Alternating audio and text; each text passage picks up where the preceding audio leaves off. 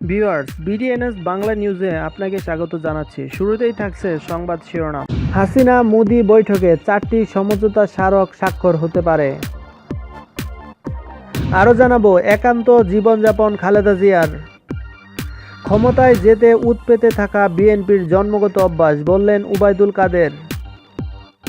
আরও জানাবো, মুসলিম, ইহুদি ও খ্রিস্টানদের উদ্দেশ্যে দেয়া ভাষণে কুরআন তেলাওয়াত করলেন পুতিন। বুড়িগঙ্গার তীরে হাজী সেলিম সহ অন্যদের অবৈধ স্থাপনা উচ্ছেদ। আরও থাকছে, দিল্লির সরকার আলুর সরকার, এদের আরেকটি বুটো নয়, বললেন মমতা। আরও জানাবো, আওয়ামী লীগ তন্ত্র পরিহার না করলে গণমাধ্যমের স্বাধীনতা ফিরবে না, বললেন গয়েশ্বরচন্দ্র রায়। আরও জানাবো, উত্তরে তাপমাত্রা 10 ডিগ্রি সেলসিয়াস, আসছে ঘূর্ণিঝড় নিবার। আরও থাকছে, যুবলীগ নেতা খালেদের 43 কোটি টাকার অবৈধ সম্পদ। প্রেসিডেন্ট হিসেবে দুর্বল হবেন বাইডেন, যুদ্ধ বাঁধাতে পারেন আশঙ্কা চীনের। আরও থাকছে, ইরানের পরমাণু চুক্তি নিয়ে নতুন দাবি সৌদি ইসরায়েলের। এবং সবশেষ থাকছে, নেতানিয়াহুর সৌদি আরব সফর, হামাসের প্রতিক্রিয়া। এতক্ষণ শুনছিলেন সংবাদ শিরোনাম, এবার দেখুন এই নিয়ে বিস্তারিত সংবাদ। আর প্রতি ঘন্টার আপডেট নিউজ পেতে আমাদের চ্যানেলটি সাবস্ক্রাইব করে পাশে থাকা বেল বাটনটি চাপুন। এদিকে মুসলিম, ইহুদি ও খ্রিস্টানদের উদ্দেশ্যে দেয়া বক্তব্যে পবিত্র কুরআন থেকে তেলাওয়াত করে ভাষণ দিয়েছেন রাশিয়ার প্রেসিডেন্ট ভ্লাদিমির পুতিন। রাশিয়ার জাতীয় সংহতি দিবস উপলক্ষে আয়োজিত এক অনুষ্ঠানে বক্তৃতা দেওয়ার সময় রুশ প্রেসিডেন্ট পুতিন পবিত্র কুরআনের 2টি সূরার 2টি আয়াত তেলাওয়াত করেন। রাশিয়ার গণমাধ্যমগুলো বলছে, রাশিয়ার জাতীয় সংহতি দিবস উপলক্ষে আয়োজিত অনুষ্ঠানে প্রেসিডেন্ট পুতিন বক্তব্য রাখেন। অনুষ্ঠানে মুসলিম, ইহুদি, খ্রিস্টান ও হিন্দু ধর্মের প্রধানরা উপস্থিত ছিলেন। বক্তব্যে রুশ প্রেসিডেন্ট ভ্লাদিমির পুতিন পবিত্র কুরআনের সূরা আশ-শুরার 23 নম্বর আয়াত এবং সূরা আন-নাহলের 128 নম্বর আয়াত তেলাওয়াত করে সৎকর্ম, ভ্রাতৃত্ব, বন্ধুত্ব এবং এর পুরস্কার সম্পর্কে কথা বলেন। প্রেসিডেন্ট পুতিন আরও বলেছেন, এসব পুরস্কার সেই সব মানুষের জন্য যারা জীবদ্দশায় ভালো কাজ করেন। এরপরে তিনি ইহুদি ও খ্রিস্টানদের উদ্দেশ্যে তাওরাত ও বাইবেলের আয়াত উদ্ধৃত করেন। এছাড়াও বক্তব্য পুতিন মুসলিমদের অনুভূতিতে আঘাত হানার জন্য ফ্রান্সেরও সমালোচনা করেছেন। উল্লেখ্য, নবনির্বাচিত মার্কিন প্রেসিডেন্ট জো বাইডেনও সম্প্রতি গণমাধ্যমে দেয়া একটি সাক্ষাৎকারে একটি হাদিস উদ্ধৃত করেছিলেন। এদিকে আগামী মাসে প্রধানমন্ত্রী শেখ হাসিনা ও ভারতের প্রধানমন্ত্রী নরেন্দ্র মোদির মধ্যে ভার্চুয়াল বৈঠকে 4টি সমঝোতা স্মারক স্বাক্ষরিত হতে পারে। পররাষ্ট্রমন্ত্রী এ.কে আব্দুল মোমেন বাসুসকে বলেন, ভার্চুয়াল বৈঠকের সময় 4টি সমঝোতা স্মারক স্বাক্ষরিত হতে পারে, তবে সমঝোতা চুক্তি এখনও চূড়ান্ত হয়নি। পররাষ্ট্রমন্ত্রী আরও বলেন, বৈঠক শেষে দুই প্রধানমন্ত্রী ইন্ডিয়ান লাইন অফ ক্রেডিটের আওতায় ইতিমধ্যে সম্পূর্ণ হওয়া কয়েকটি প্রকল্প উদ্বোধন করতে পারেন। দুই প্রতিবেশী দেশের প্রধানমন্ত্রীর মধ্যে ভার্চুয়াল শীর্ষ বৈঠকটি ডিসেম্বর মাসের তৃতীয় সপ্তাহে 16 অথবা 17 তারিখ অনুষ্ঠিত হবে। পররাষ্ট্রমন্ত্রী আরও বলেন, প্রধানমন্ত্রী পর্যায়ে আলোচনার আগে আসন্ন বৈঠকের এজেন্ডা চূড়ান্ত করতে পররাষ্ট্র সচিব মাসুদ বিন মোমেন নয়াদিল্লি সফর করবেন। তিনি আরও বলেন, আমরা ভারতের প্রতি কৃতজ্ঞ যে তাদের প্রধানমন্ত্রী আমাদের বিজয়ের মাসে আমাদের মাননীয় প্রধানমন্ত্রীর সাথে কথা বলবেন, কারণ আমাদের বিজয় ভারতেরও বিজয়। গত সেপ্টেম্বরে পররাষ্ট্রমন্ত্রী পর্যায়ে ষষ্ঠ যৌথ পরামর্শ কমিশনের বৈঠকের প্রাক্কালে ডক্টর মোমেন ইঙ্গিত দিয়েছিলেন যে দুদেশের প্রধানমন্ত্রীর পরবর্তী বৈঠকে কিছু দ্বিপক্ষীয় চুক্তি স্বাক্ষরিত হতে পারে। প্রধানমন্ত্রী শেখ হাসিনা ও ভারতের প্রধানমন্ত্রী মোদি গত বছরের 5 অক্টোবর নয়াদিল্লিতে সর্বশেষ দ্বিপক্ষীয় বৈঠক করেন। এদিকে করোনাকালে একান্ত জীবনযাপন করছেন বেগম খালেদা জিয়া। দলীয় কোনো রাজনৈতিক আলাপচারিতা নেই তিনি। কদাচিৎ কাউকে সাক্ষাৎ দিলেও তা হচ্ছে সর্বোচ্চ সতর্কতা মেনেই। একান্ত পারিবারিক পরিমণ্ডলে দিন কাটাচ্ছেন তিনি। শারীরিক অবস্থা অপরিবর্তিত রয়েছে, তবে করোনার কারণে বেগম জিয়ার সঠিক কোনো চিকিৎসা এখনও শুরু হয়নি। মুক্তির পর 9 মাস কেটে গেলেও বিএনপি চেয়ারপারসন খালেদা জিয়ার উন্নত চিকিৎসা শুরু করা যায়নি। এই সময়ের মধ্যে তার শারীরিক অবস্থার অবনতি না হলেও খুব একটা উন্নতি ঘটেনি, তবে তার হাত ও পায়ের ব্যথা এখন অনেকটাই কমেছে। চিকিৎসকের পরামর্শ অনুযায়ী তার উন্নত চিকিৎসার প্রয়োজন, কিন্তু করোনা ভাইরাস মহামারীর কারণে কবে সাবেক এই প্রধানমন্ত্রীর উন্নত চিকিৎসা শুরু হবে তা জানাতে পারছেন না বিএনপি ও পারিবারিক সদস্যরা। 25 মাসেরও বেশি সময় কারাবন্দী থাকার পর চলতি বছরের 25 মার্চ খালেদা জিয়া করোনাকালে পরিবারের আবেদনের পরিপ্রেক্ষিতে মানসিক বিবেচনায় সরকারের নির্বাহী আদেশে শর্ত সাপেক্ষে 6 মাসের জন্য মুক্তি পান। এরপর আরও এক দফায় তার জামিনের মেয়াদ বাড়ানো হয়। জামিনে মুক্তির পর থেকে তিনি গুলশানের বাসা ফিরোজায় আছেন। পারিবারিক সূত্রে আরও জানা গেছে, গত কয়েকদিন ধরে খালেদা জিয়ার হাত ও পায়ের ব্যথা একটু কম, তবে শারীরিক অবস্থার তেমন কোনো উন্নতি হয়নি। তিনি উঠে দাঁড়াতে পারছেন না, হাঁটাচলা করতে পারছেন না। গৃহকর্মী ফাতেমা সহ পরিবারের সদস্যরা খালেদা জিয়ার দেখভাল করেন। এছাড়া 2 জন নার্স রয়েছে, তারা সার্বক্ষণিক দায়িত্ব পালন করে থাকেন। এদিকে পরিবারের পক্ষ থেকে তার উন্নত চিকিৎসার জন্য বিদেশে নেয়ার ব্যাপারে সরকারের সহযোগিতা চেয়ে আবেদন করা হয়েছে, কিন্তু এখন পর্যন্ত কোনো অগ্রগতি জানানো হয়নি। আপাতত খালেদা জিয়ার চিকিৎসার মূল দায়িত্বে আছেন লন্ডনে অবস্থানরত পুত্রবধূ ডাক্তার জুবাইদা রহমান। তার পরামর্শে মূলত চিকিৎসা চলছে। এছাড়া খালেদা জিয়ার চিকিৎসা ডাক্তার AJM জাহিদ হোসেন ও ডাক্তার মামুন নিয়মিত খোঁজখবর রাখছেন। ডাক্তার মামুন প্রায় প্রতিদিনই তার শারীরিক অবস্থা জানতে বাসায় যান। মাঝে মধ্যে ডাক্তার জাহিদ হোসেনও বাসায় যান। অস্টিও আর্থাইটিস, ডায়াবেটিস সহ নানা রোগে ভুগছেন খালেদা জিয়া। তার মেরুদণ্ড, বাম হাত ও ঘাড়ের দিকে শক্ত হয়ে যায়। 2 হাঁটু প্রতিস্থাপন করা আছে। তিনি ব্লাড প্রেশার নিয়ন্ত্রণের ওষুধ খান। বাম চোখেও একটু সমস্যা রয়েছে তার। খালেদা জিয়ার অফিস সূত্রে জানা যায়, বিএনপি চেয়ারপারসন লন্ডনে অবস্থানরত বড় ছেলে তারেক রহমান ও 2 পুত্রবধূ ও নাতনিদের সাথে কথা বলে সময় কাটান। এছাড়া পত্রিকা ও টিভি দেখে বাসায় সময় কাটান তিনি। দলের নেতাকর্মীরা খালেদা জিয়ার সাথে দেখা করার সুযোগ পান না। তবে সম্প্রতি খালেদা জিয়ার সাথে দলের মহাসচিব মির্জা ফখরুল ইসলাম আলমগীর দেখা করেছেন। খালেদা জিয়ার সর্বশেষ শারীরিক অবস্থা জানাতে চাইলে চিকিৎসক ডাক্তার JM জাহিদ হোসেন গতকাল বলেন, উনার শারীরিক অবস্থার তেমন কোনো উন্নতি দেখা যায়নি। পরামর্শ মোতাবেক রুটিন মাফিক তিনি ওষুধগুলো খাচ্ছেন। এদিকে আওয়ামী লীগের সাধারণ সম্পাদক এবং সড়ক পরিবহন ও সেতু মন্ত্রী ওবায়দুল কাদের বলেছেন, ক্ষমতায় যেতে উৎপেতে থাকা বিএনপির জন্মগত অভ্যাস। সকালে নোয়াখালী জেলার তার নির্বাচনী এলাকার কোম্পানীগঞ্জ উপজেলায় বিভিন্ন উন্নয়ন প্রকল্প অসচ্ছল, ত্যাগী এবং পরলোকগত নেতাকর্মীদের পরিবারের মাঝে অনুদান বিতরণ ও পরলোকগত নেতাকর্মীদের স্মরণ সভায় তিনি একথা বলেন। ওবায়দুল কাদের তার সরকারি বাসভবন থেকে ভিডিও কনফারেন্সের মাধ্যমে সম্মেলনে যুক্ত হন। অসচ্ছল ও অসুস্থ লোক যে দলের হোক, তাদের সাহায্য সহযোগিতা করতে দলের নেতাকর্মীদের প্রতি আহ্বান জানিয়ে আওয়ামী লীগের সাধারণ সম্পাদক আরও বলেছেন, ক্ষমতা চিরস্থায়ী নয়, তাই ক্ষমতার অপব্যবহার করবেন না। অসচ্ছল ও অসুস্থ লোক যে দলের হোক, তাদের সবসময় সাহায্য সহযোগিতা করবেন। ওবায়দুল কাদের আরও বলেন, আমার নির্বাচনী এলাকায় নির্বাচনী প্রতিশ্রুতি অনুযায়ী ইতিমধ্যে প্রায় সবকিছুই পূরণ করা সম্ভব হয়েছে। প্রতিটি ঘরে বিদ্যুৎ পৌঁছে গেছে এবং গ্যাস সরবরাহ শীঘ্রই দেওয়া হবে। নোয়াখালীতে ইতিমধ্যে সড়ক যোগাযোগ অবকাঠামো উন্নয়নে বিভিন্ন প্রকল্প গ্রহণ করা হয়েছে উল্লেখ করে সড়ক পরিবহন ও সেতু মন্ত্রী আরও বলেছেন, ফেনী, চৌমুহনী, সোনাপুর 4 লেন প্রকল্প চলমান রয়েছে এবং রেল যোগাযোগ আরও উন্নত করতে নেওয়া হয়েছে পরিকল্পনা। দাগান, ভুইয়া, বসুরহাট, কবিরহাট, সোনাপুর সড়ক প্রশস্তকরণ ছাড়াও কবিরহাট সোনাপুর সড়কের বাঁক সরলীকরণ করা হয়েছে। একটি দল আন্দোলন এবং নির্বাচনে একের পর এক ব্যর্থ হয়ে জনগণের উপর প্রতিশোধ নিতে আবার আগুন সন্ত্রাসের পথ বেছে নিয়েছে জানিয়ে ওবায়দুল কাদের আরও বলেছেন, বিএনপি নির্লজ্জভাবে বলে তারা নাকি আগুন সন্ত্রাসে বিশ্বাসী নয়। গান পাউডার দিয়ে মানুষ পুরানো বিএনপির অপরাজনীতির ধারাবাহিকতা। বিএনপিকে হুঁশিয়ার করে দিয়ে এই সময় ওবায়দুল কাদের আরও বলেছেন, এখন সময় আছে, আগুন নিয়ে খেলবেন না। মানুষের জীবন এবং সম্পদ ধ্বংসের রাজনীতি প্রকারান্তে জনগণের কাছে আপনাদের রাজনীতির অপমৃত্যু ঘটতে পারে। এদিকে পুরান ঢাকার বুড়িগঙ্গার তীরে সংসদ সদস্য হাজী সেলিম সহ অন্যদের অবৈধভাবে দখলে থাকা স্থাপনা ভেঙে দিয়েছে বাংলাদেশ অভ্যন্তরীণ নৌ পরিবহন কর্তৃপক্ষ BIWTA। বেলা 11টা থেকে দুপুর 2:30 পর্যন্ত অভিযান চলে। এর আগে গত রোববার তার দখলে থাকা বিভিন্ন অবৈধ স্থাপনা উচ্ছেদ করা হয়। দ্বিতীয় দিনের অভিযানে ঢাকা 7 নং আসনের সংসদ সদস্য হাজী সেলিমের দখলে থাকা শতাধিক অবৈধ স্থাপনা ভেঙে গুঁড়িয়ে দেয় BIWTA কর্তৃপক্ষ। তবে এ সময় হাজী সেলিমের মালিকানাধীন চান সরকার কোল্ড স্টোরেজটিতে কাঁচামাল থাকায় উচ্ছেদ করা হয়নি। অভিযানে বাবুবাজার ব্রিজ সংলগ্ন এলাকা থেকে সোয়ারিক ফেরিঘাট পর্যন্ত নদীর জায়গা দখল করে গড়ে ওঠা অবৈধ স্থাপনা ভেঙে ফেলা হয়।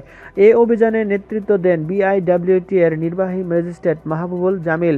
এই সময় ঢাকা নদীবন্দরের যোগ্য পরিচালক গুলজার আলী, সহকারী পরিচালক রেজাউল করিম সহ অন্যান্য কর্মকর্তারা উপস্থিত ছিলেন। এ অভিযানে মিডফোর্ড হাসপাতালের পাশের বালুঘাট থেকে পশ্চিম দিকে শতাধিক স্থাপনা উচ্ছেদ করা হয়। এছাড়া হাজী সেলিমের ছত্রছায়ায় গড়ে ওঠা বিভিন্ন ট্রান্সপোর্টের অফিস উচ্ছেদ করা হয়েছে। তবে বিআইডব্লিউটি এর জায়গা অবৈধভাবে গড়ে তোলা চান সরকার কোল্ড স্টোরেজ উচ্ছেদ করা হয়নি। ভিতরে কাঁচামাল থাকায় পরে এটি নিজেরা ভেঙে ফেলবে বলে জানিয়েছে কোল্ড স্টোরেজ কর্তৃপক্ষ। এদিকে ভারতের পশ্চিমবঙ্গের মুখ্যমন্ত্রী মমতা বন্দ্যোপাধ্যায় বিজেপি নেতৃত্বাধীন কেন্দ্রীয় সরকারের সমালোচনা করে বলেছেন, দিল্লি সরকার আলু সরকার, এদের আর একটি ভোটও নয়। তিনি সোমবার বাঁকুড়া জেলার খাতড়ায় বিভিন্ন প্রকল্পের উদ্বোধন, শিলান্যাস ও সরকারি পরিষেবা প্রদান অনুষ্ঠানে বক্তব্য রাখার সময় তিনি এসব মন্তব্য করেন। মুখ্যমন্ত্রী মমতা বন্দ্যোপাধ্যায় বলেছেন, আগে আলু, পটল, পেঁয়াজ, তেল ইত্যাদি নিত্য প্রয়োজনীয় আইনে রাজ্যের অধীনে ছিল, কিন্তু এখন দিল্লি সরকার কি করেছে? আলু নিয়েছে। আলু নিয়ে কি করবে জিজ্ঞেস করুন। দিল্লি সরকার আলু সরকার, সব আলু নিয়ে চলে যাবে। আপনারা আলু সিদ্ধ ভাতও আর খেতে পারবেন না। এই আইন দিল্লি তৈরি করেছে, এদের আর একটি ভোটও নয়, এটা মাথায় রাখবেন। মমতা কেন্দ্রীয় সরকারের সমালোচনা করে আরও বলেছেন, আমি কোথায় বাঁকুড়ায় পেঁয়াজ তৈরি করছি, আলু এই সময়ে কত কম দামে লুকে পায়, কিন্তু সব আলু নিয়ে পালিয়ে গেছে। কতগুলো কালোবাজারি জুতদারদের স্বার্থে আইন তৈরি করে দিয়েছে। ওরা চাষিদের সব কেড়ে নেবে, দলিতদের সব কেড়ে নেবে, উপজাতিদের সব কেড়ে নেবে, সংখ্যালঘুদের সব কেড়ে নেবে, আর ক্ষমতায় এসেই বলবে জাতীয় নাগরিকপঞ্জি এনআরসি চায়। বাবার প্রমাণপত্র দাও, মায়ের প্রমাণপত্র দাও, ঠাকুমার প্রমাণপত্র দাও, ঠাকুর দাদার জন্মের প্রমাণপত্র দাও, তা না হলে তুমি বাংলা থেকে বেরিয়ে যাও। এই তো এদের কাজ। কাজেই মনে রাখবেন, আলু নিয়েছে, কৃষকদের দানও নিয়েছে। কৃষক বিক্রি করবে দান, কিন্তু কালোবাজারিরা লুটে নেবে। আলু লুটে নিয়েছে, পেঁয়াজ লুটে নিয়েছে। যদি ব্যবস্থা গ্রহণ না করা হয় তাহলে 3 থেকে 4 মাসে বাদে দেখবেন আলু পেঁয়াজের দাম কোথায় গিয়ে দাঁড়ায়। আমাদের হাতে এসব ছিল, আমরা দিতাম সস্তায়, কিন্তু এখন সব নিয়েছে দিল্লি সরকার। মমতা বন্দ্যোপাধ্যায় কেন্দ্রীয় সরকারকে তীব্র কটাক্ষ করে আরও বলেছেন, কি করবে, এত খেয়েও পেট ভরছে না। খেতে খেতে দানব দত্ত তৈরি হয়েছে ওরা। এত কিছু পেট ভরছে না, এখন বলছে আলু চাই, পটল চাই, চাল চাই, পেঁয়াজ চাই। ওদের সব চাই, সব চাই করতে করতে মানুষের জন্য কিচ্ছু নাই। ওরা সারা বছর কিছুই দিবে না বলে মুখ্যমন্ত্রী মমতা বন্দ্যোপাধ্যায় মন্তব্য করেন। এদিকে বিএনপি স্থায়ী কমিটির সদস্য গয়েশ্বর চন্দ্র রায় বলেছেন, দেশে এখন গণতন্ত্র নয়, আওয়ামী লীগ তন্ত্র চলছে। এই আওয়ামী লীগ তন্ত্র প্রতিহত না করতে পারলে গণতন্ত্র ও গণমাধ্যমের স্বাধীনতা কখনোই ফিরে আসবে না। তিনি আরও বলেছেন, সাংবাদিকরা কখনো ক্ষমতার জন্য আন্দোলন করে না, তারা আন্দোলন করে মানুষের অধিকার, তাদের পেশাগত অধিকার আদায়ের জন্য। মৌলিক অধিকার আদায়ের লক্ষ্যে সরকার পরিবর্তনের জন্য তারা রাজপথে নামে। দুপুরে জাতীয় প্রেস ক্লাবের মূল ফটকের সামনে বাংলাদেশ ফেডারেল সাংবাদিক ইউনিয়ন আয়োজিত এক প্রতীকী অনশন কর্মসূচিতে সংহতি প্রকাশ করে দেয়া বক্তৃতায় তিনি এইসব কথা বলেন। বর্ষিয়ান সম্পাদক আবুল আসাদ, বিএফইউজের সাবেক সভাপতি রুহুল আমিন গাজী ও ফটো সাংবাদিক শফিকুল ইসলাম কাজল সহ কারাবন্দী সকল সাংবাদিকদের মুক্তি দাবি এবং সাগর রুনি সহ হত্যাকাণ্ডের শিকার সকল সাংবাদিকদের খুনির দৃষ্টান্তমূলক শাস্তির দাবিতে এই অনশনের আয়োজন করা হয়। এদিকে দেশের বিভিন্ন এলাকায় শীতের প্রকোপ বাড়ছে। বিশেষ করে দেশের উত্তর জনপদের সর্বনিম্ন তাপমাত্রা নেমে এসেছে 10 ডিগ্রি সেলসিয়াসের গড়ে। সোমবার রাজশাহীর বদলগাছীতে 10.3 ডিগ্রি সেলসিয়াসের তাপমাত্রা রেকর্ড করেছে আবহাওয়া অফিস, যা দেশের সর্বনিম্ন তাপমাত্রা। বিষয়টি নিশ্চিত করেছেন আবহাওয়া অধিদপ্তরের সিনিয়র আবহাওয়াবিদ আব্দুর রহমান। রংপুরের তেঁতুলিয়ায় 10.5 ডিগ্রি সেলসিয়াস তাপমাত্রা এবং রাজশাহী, ঈশ্বরদী, দিনাজপুর, চুয়াডাঙ্গা, শ্রীমঙ্গল ও রাজারহাটে 11 ডিগ্রি সেলসিয়াস ছিল সর্বনিম্ন তাপমাত্রা। ঢাকার থার্মোমিটারের পারদ নেমেছিল 16.2 ডিগ্রি সেলসিয়াস পর্যন্ত। আর দেশের সর্বোচ্চ তাপমাত্রা রেকর্ড করা হয়েছে চট্টগ্রাম ও সন্দ্বীপে 29.8 ডিগ্রি সেলসিয়াস। সিনিয়র আবহাওয়াবিদ আব্দুর রহমান আরও বলেছেন, রাতের তাপমাত্রা আজ আরও কমতে পারে কোথাও কোথাও। বুধবার থেকে রোদেলা আবহাওয়ায় দিন রাতের তাপমাত্রা বাড়বে। হেমন্তের এই সময় হালকা বৃষ্টির প্রভাবে কেটে যাওয়ার পর উত্তর পশ্চিমের হাওয়ায় ঠান্ডার অনুভূতি বাড়ছে। কয়েকদিনের মধ্যে তা স্বাভাবিক হয়ে আসবে বলে জানান তিনি। আবহাওয়ার পূর্বাভাসে আরও বলা হয়েছে, অস্থায়ীভাবে আকাশ আংশিক মেঘলা সহ সারা দেশের আবহাওয়া প্রধানত শুষ্ক থাকতে পারে। মধ্যরাত থেকে সকাল পর্যন্ত দেশের কোথাও কোথাও হালকা থেকে মাঝারি ধরনের কুয়াশাও থাকতে পারে। দিনের তাপমাত্রা 1 থেকে 2 ডিগ্রি সেলসিয়াস বাড়তে পারে। বঙ্গোপসাগরে সৃষ্ট সুস্পষ্ট লঘুচাপটি নিম্নচাপের রূপ নিয়ে দক্ষিণ পশ্চিম বঙ্গোপসাগর এলাকায় অবস্থান করছে। এটি আরও ঘনীভূত হতে পারে, ঘূর্ণিঝড়ের রূপও নিতে পারে। ঘূর্ণিঝড়ের রূপ নিলে এর নাম হবে নিভার। ওই নামটি ইরানের দেয়া, তবে তিনি ওই ঘূর্ণিঝড়ে বাংলাদেশের তেমন কোনো সমস্যা হবে না বলে আশাবাদী। তিনি আরও বলেন, ঘূর্ণিঝড়ের রূপ নিলেও এর প্রভাব বাংলাদেশে পড়বে না, ভারত শ্রীলঙ্কার দিকে যাবে। এদিকে সাবেক যুবলীগ নেতা খালেদ মাহমুদ ভূঁইয়া ওরফে ক্যাসিনো খালেদের বিরুদ্ধে দায়ের করা মামলায় অভিযোগপত্র অনুমোদন দিয়েছে দুর্নীতি দমন কমিশন দুদক। তার বিরুদ্ধে অবৈধ সম্পদ অর্জন ও পাচারের অভিযোগ আনা হয়েছে। অভিযোগপত্রে তার বিরুদ্ধে 42,75,754 টাকার অবৈধ সম্পদ অর্জন এবং 8,74,33,000 টাকা পাচারের তথ্য রয়েছে। সোমবার দুদকের প্রধান কার্যালয় থেকে মামলার অভিযোগপত্র অনুমোদন দেওয়া হয় বলে সাংবাদিকদের নিশ্চিত করেছেন দুদকের পরিচালক প্রণব কুমার ভট্টাচার্য। দুদক আরও জানিয়েছে, শীঘ্রই অভিযোগপত্র আদালতে উপস্থাপন করা হবে। তদন্ত সংশ্লিষ্ট সূত্র জানায়, খালেদ তার অবৈধ আয়ের কয়েকটি উৎসের কথা বলেছেন জিজ্ঞাসাবাদে। তিনি আরও বলেছেন, মতিঝিলের ইয়ং ম্যানস ক্লাব থেকে তিনি মাসে 40 লাখ টাকা আয় করতেন। মুক্তিযোদ্ধা চিত্র বিনোদন ক্লাবের ক্যাসিনো থেকে তার মাসিক আয় 3 লাখ টাকা। ফুটপাত থেকে তিনি মাসিক 20,000 টাকা নিতেন। শাহজাহানপুর লেগুনা স্ট্যান্ড থেকে নিতেন 30,000 টাকা। শাহজাহানপুর রেলওয়ে গেট বাজার থেকে নিতেন 60,000 টাকা। জিজ্ঞাসাবাদের সঙ্গে যুক্ত একজন কর্মকর্তা জানান, খালেদ বিভিন্ন উৎস থেকে অবৈধ আয়ের যে হিসাব দিয়েছেন, প্রকৃত আয় তার চেয়ে অনেক বেশি।